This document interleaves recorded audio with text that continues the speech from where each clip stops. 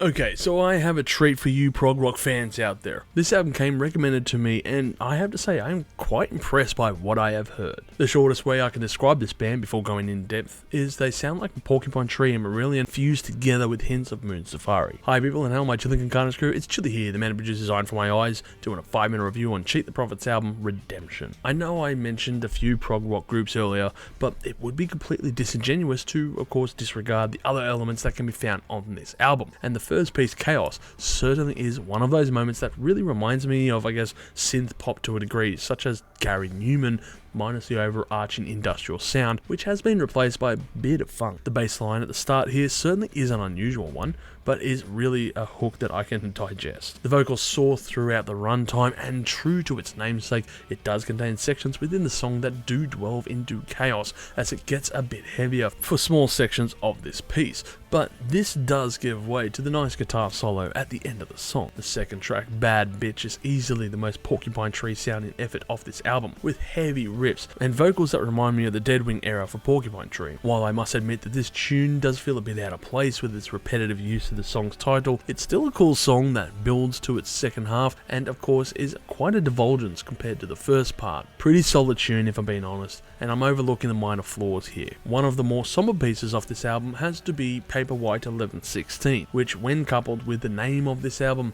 kind of made me wonder if this was going to be a religious undertone or perhaps more at the forefront. It's probably impossible to tell because this song is an acoustic instrumental and 1116 isn't referring to any particular one section of the Bible. It's definitely not referring to the song's duration, as this piece only goes for a bit under 5 minutes. And it's certainly not suggesting the placement of this album, as the previous tracks go for well over this part. Now I did Google this term just to try and find out a little bit of knowledge, and what I got back instead was the generation 11 of the Kindle ebook devices, in particular the 16GB range. So I propose that this song is perhaps a piece to play on loop when reading your next ebook. So as previously mentioned, this album manages to cover a broad range of styles and genres within the first few songs. But it's odd to hear an album that ticks all of these boxes, and then even more unusual to save the best for last.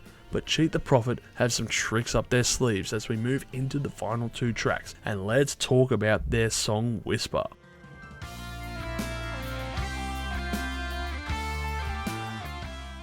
This track right here is where the band truly spreads their wings and flexes their creative muse. If the other songs preceding this were a warm-up, then this right here is the main event and the marathon, as the song dwarfs the other tracks that are on here with its 11+ minute runtime that almost seamlessly runs into the album closer, Zap's Fez, which was actually meant to be as a bonus track as I understand. And you know what? It kind of seems criminal to miss out this short track which rounds out the record. Another positive that I would add has to be the runtime on here, as it's a very short affair with a runtime of only 40 minutes, but it still leaves you wanting more. And I'm not sure about you, but I would prefer short and concise albums over records that fill out the runtime full of bullshit to fill out an 80-minute album, or in this newer era, beyond that limit. No, this feels like a well-rounded effort that the band has honed in on, and their skill set just shows all of this on display. It's certainly worth a spin, and I'd recommend you go listen to it. Overall, I'm going to give this album a score of 7.5 million chilies on the spicy scale,